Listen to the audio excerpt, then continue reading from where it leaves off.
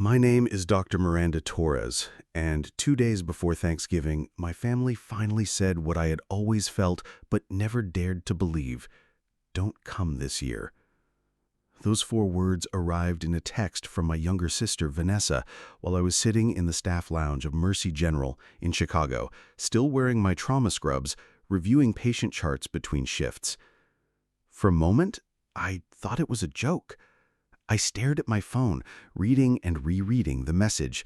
No emoji, no love you, just 4 sharp, clean words that cut deeper than any scalpel I'd ever held. I wasn't new to being the quiet one in the family. Growing up, I was the firstborn, dependable, serious, the one who followed the rules. Vanessa was the golden child, always painting, always late, always forgiven. While I was earning straight A's and working my way through med school on scholarships, Vanessa was dropping out of art school, starting and abandoning gallery projects, floating from job to job, while my parents called her sensitive and creative. I never held it against her. Or at least I told myself I didn't. I just kept moving forward. Trauma surgery isn't exactly the kind of job where you have the luxury to pause and wonder if you're loved enough. It's about staying sharp, fast hands, cold focus. And for years, I applied that same discipline to my family, sending money when they needed it, booking flights for Vanessa when her car broke down on the road to another art fair, paying off my parents' overdue utilities without saying a word. I didn't do it for thanks. I did it because it felt like my place. But now, standing there with my phone in one hand and a cold cup of hospital coffee in the other, something shifted. My sister hadn't sent that message in anger. It wasn't even a fight. It was quiet, casual. Like I was just another line item on a checklist she'd decided to delete. That night, I didn't text back. I didn't call my parents to ask why they hadn't stepped in. I simply drove home, unlocked my apartment, sat down on my couch, and looked around at the life I had built. A life that, for the first time, felt entirely my own. I'd spent years making sure everyone else was okay. But now, I had to ask myself, what did I get in return? I didn't know the answer yet, but I was ready to find out. That first night after Vanessa's text, I didn't sleep much. I kept replaying things in my head, not just the message, but everything that had led up to it. I sat at my kitchen table in the dark, hands wrapped around a mug of tea that had long gone cold, staring at a single framed photo on the wall, my med school graduation. I was the only one in the shot. My family had left halfway through the ceremony because, as my mother said, it was too long. But I had smiled anyway. That had always been the pattern. Growing up, Vanessa was the golden one. From the time she was little, my parents treated her like she was made of glass and light, the kind of person who wasn't just talented but special. Her paintings lined the hallways of our house. Her school art fair ribbons got framed. Meanwhile, I kept my straight A report cards tucked in a drawer. No one ever asked to see them. When Vanessa was 16, she missed curfew 3 nights in a row because she'd been out finding inspiration. My parents barely raised their voices. When I was 16, I got grounded for a week for coming home 5 minutes late from a study group. I didn't complain. I just opened my textbooks and studied harder. By the time college came around, it wasn't even a question. Vanessa went to a private art school in New York, fully paid by my parents, even when she dropped out twice. I worked 2 part-time jobs to cover my tuition and living expenses at the University of Illinois. My parents called it building character. Even then, I kept showing up. When Vanessa racked up credit card debt from buying art supplies she never used, I paid it off quietly. When my dad needed physical therapy sessions after his back surgery and their insurance wouldn't cover all of it, I stepped in. Monthly co-pays, groceries when the fridge was empty, gas money for Vanessa's unreliable car, all of it. It just became part of the background noise of my life. And still, every holiday, every dinner, it was Vanessa's latest project they wanted to hear about. Her exhibitions, her freelance gigs, her on-again, off-again relationships that left her in tears. My job? My residency? No one asked. And if I brought it up, my mom would just say, "That's so intense, honey. You should really learn to relax." For years, I told myself it was okay, that this was what families were, that loving them meant giving without needing anything in return. Until that night in the staff lounge, phone in hand, looking at Vanessa's text, "It might be better if you sat this one out." Those 8 words erased decades. Every check I'd written, every holiday I'd spent driving home after an overnight shift so I wouldn't miss dinner, every time I'd quietly paid a bill they'd forgotten. And the worst part, I didn't even feel angry. Not at first. I felt empty. That's what justice really is. It's not always loud. Sometimes it's a quiet breaking point. The slow realization that you were only ever valued for what you could give, not for who you are. So, I made a choice. I opened my banking app, scrolled through my scheduled payments. There it was, the $1,200 monthly transfer into my parents' account. I canceled it with one click. Then the automatic payments for Vanessa's credit card. Gone. It wasn't revenge. It wasn't bitterness. It was clarity. For the first time, I wasn't moving to protect them. I was moving to protect myself. By the time Thanksgiving rolled around, the silence had settled into my life like a quiet snowfall. Gentle, steady, undeniable. I hadn't spoken to Vanessa, my mother, or anyone else in the family since that night. No phone calls, no texts, just an inbox filled with unopened messages that piled up like unread junk mail. At first it felt unnatural, like forgetting to lock the door or leaving the stove on. For so many years, my life had been stitched together with invisible threads connecting me to them.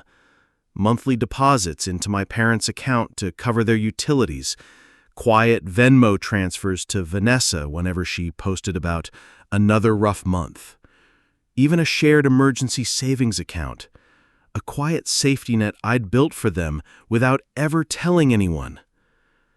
After Vanessa's text, I unraveled all of it. I opened my banking app, scrolled to the recurring payments, and stopped them. The $1,200 for the mortgage top-up. Canceled. The $500 for Blake's freelance equipment fund. Gone. The $1,000 monthly deposit labeled simply utilities. I stared at that one the longest before tapping remove.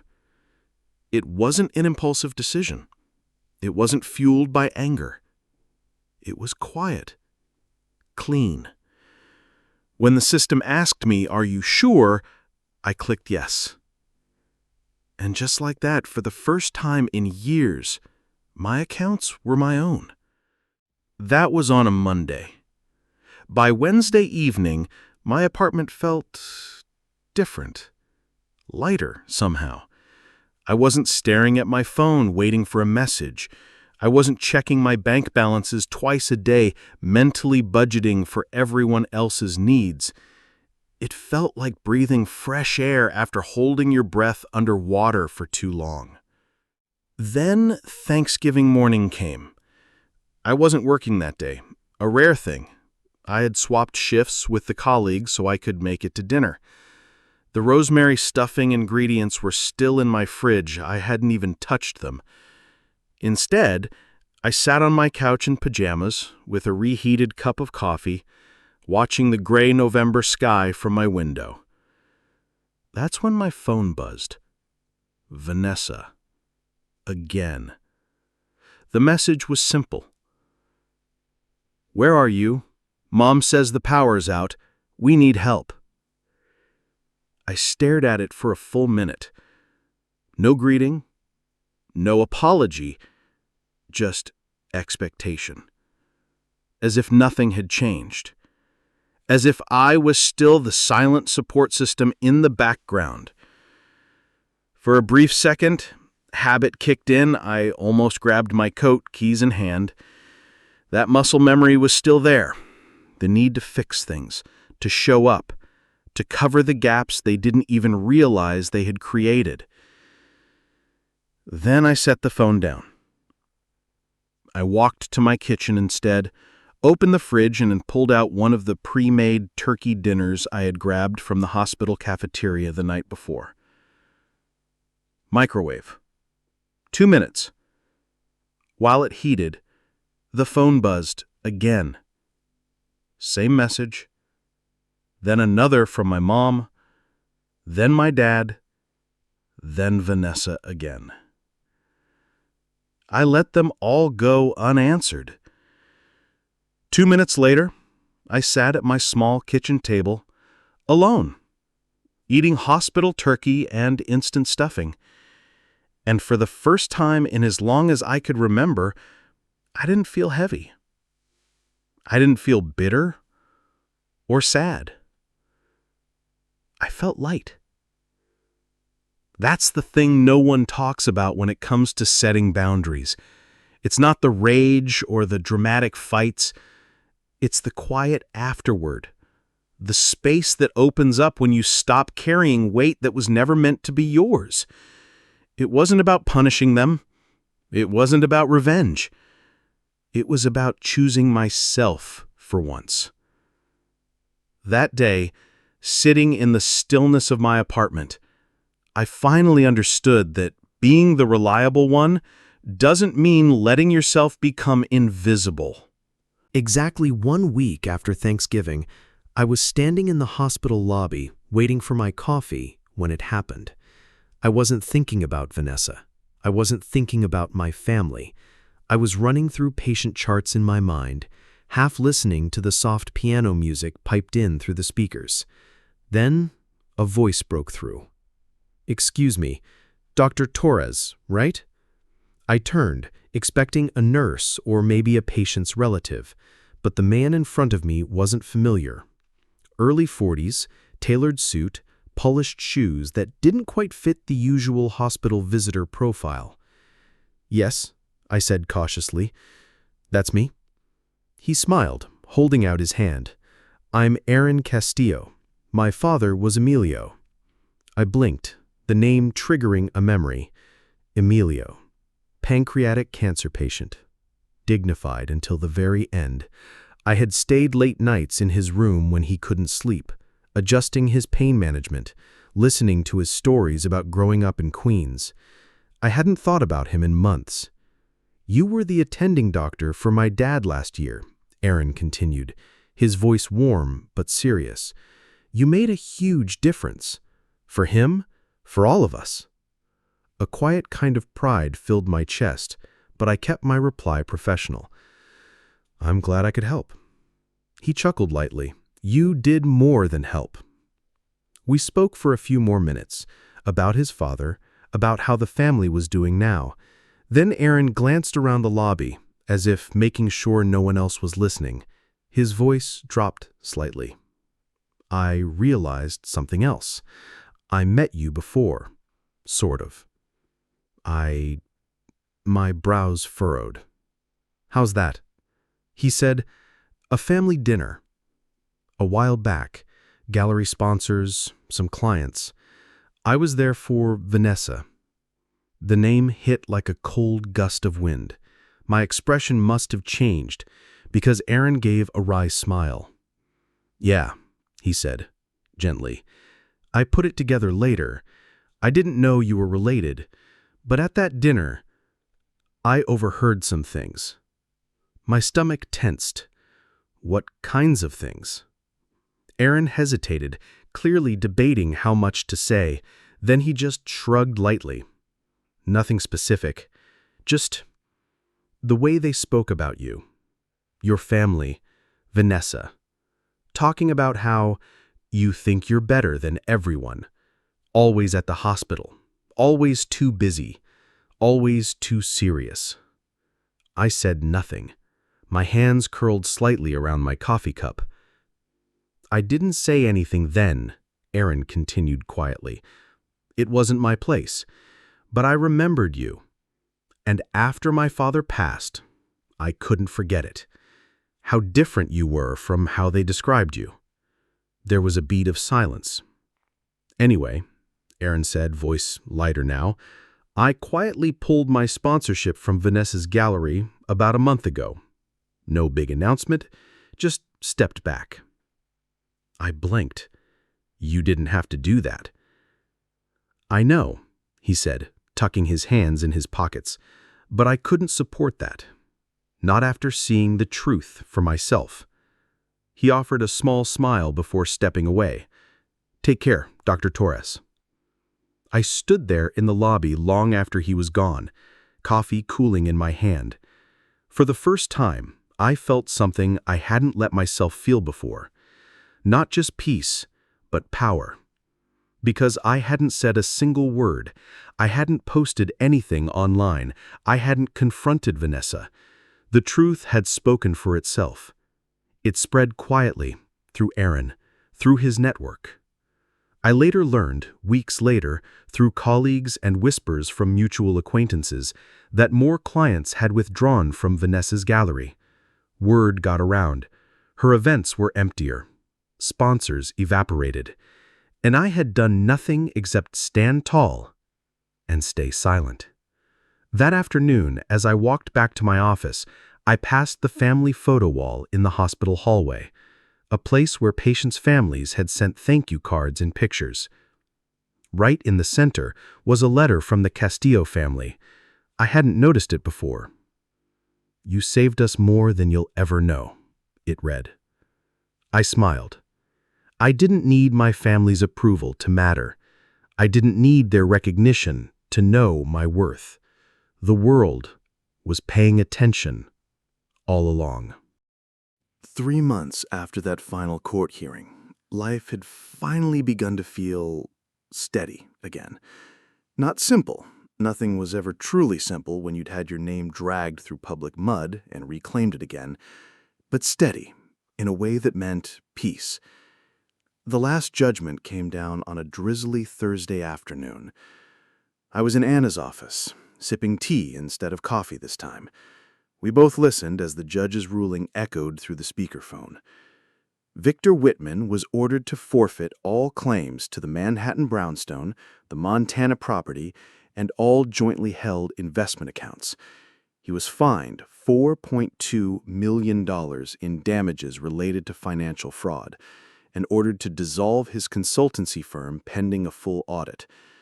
The court found him liable, not just in civil terms, but subject to further criminal investigation. I closed my eyes as Anna squeezed my hand lightly across the table. It's done, she said, voice calm. You won. But I didn't feel victorious in the way I imagined months before, standing outside that cafe across from him. I felt light, like I'd finally set something down that wasn't mine to carry anymore. The world didn't end. I still woke up the next morning, went to my office at Whitman Design Collective, greeted my team with a smile. We had real work to do, clients to meet, buildings to sketch, spaces to create. The real victory wasn't about the money, it wasn't about the properties or the trust, or even the headlines that whispered about Victor's downfall. It was about walking into that studio every morning and knowing my name meant something again, something I had built without him and stronger than him. It all crystallized a few weeks later at our firm's annual gala. It wasn't meant to be anything grand. A charity fundraiser, a showcase of some of our recent sustainable housing projects. But I hadn't expected what happened toward the end of the night. One of our junior architects, Dina, a 26-year-old who reminded me too much of myself at that age, walked up to me with tears in her eyes. "You're the reason I applied here," she said, voice quiet under the music. "When all that with your husband was on the news, the way you handled it, you didn't disappear, you didn't get angry, you built more." Before I could respond, the event coordinator tapped the microphone and called me up to the stage. "Ladies and gentlemen, please welcome Carolyn Whitman, recipient of this year's Seattle Architect of the Year Award." As I stepped up, the room came into sharp focus. Friends, clients, colleagues, even Anna sitting near the back, her wine glass raised slightly in quiet congratulations. I stood behind the podium, breathing in once before I spoke. I've spent my life building structures, homes, businesses, trust. But what I've learned, especially this year, is that there's strength in building, and there's even greater strength in rebuilding. The applause that followed wasn't just for the buildings I designed. It wasn't just for professional achievement. It was for surviving, for choosing clarity over chaos, for stepping into my own name and never looking back. Later that night, I stood outside on the balcony overlooking downtown Seattle. The city lights shimmered like stars below. I felt no bitterness, no lingering anger toward Victor, only a quiet certainty that I had written the ending to my own story. Not as someone betrayed, but as someone recognized. Not for what had been taken from me, but for what I'd built in its place. And that, I realized, was worth more than any fortune. In the months that followed, I found my rhythm again. Not the one my family had defined for me, but one I chose for myself. I kept working with my patients, finishing rounds with the quiet satisfaction that came from giving people dignity and care when it mattered most. And when I'd come home, my apartment didn't feel empty anymore. It felt peaceful. One evening in early spring, I received a postcard in the mail. It wasn't from my parents. It wasn't from Blake. It was from Savannah. Just a simple card with a watercolor painting of a field of sunflowers. On the back, she'd written only 6 words. "Keep being the person they couldn't." I smiled quietly to myself. That sentence said more than all the long, complicated conversations my family had tried to force after everything blew up. It reminded me that the recognition I'd spent so many years chasing wasn't about making my family see me. It was about seeing myself, clearly, honestly, without shrinking to fit into their expectations. That was the real turning point. Understanding that being excluded from one room doesn't mean you're unwanted everywhere. It just means that room wasn't meant for you. And sometimes walking away from people who only value you for your usefulness is the first step to finding the ones who value you for your heart. So, here's my truth for anyone who's listening. You do not have to stay in spaces where you are only loved when convenient. You do not have to accept silence as your reward for loyalty. You can set boundaries without guilt. You can say no without explanation. And you can love yourself enough to choose peace over proving a point. Now, I spend my holidays quietly, sometimes with close friends, sometimes with colleagues, sometimes just with myself and a stack of novels and a warm cup of tea. And every time I catch sight of Savannah's postcard on my bookshelf, I remember that no matter how invisible you may feel to some, there are always others who see you exactly as you are and appreciate you for it. if this story resonated with you. If you've ever had to step back from family to protect your peace, please share your thoughts in the comments below. I'd love to hear your story.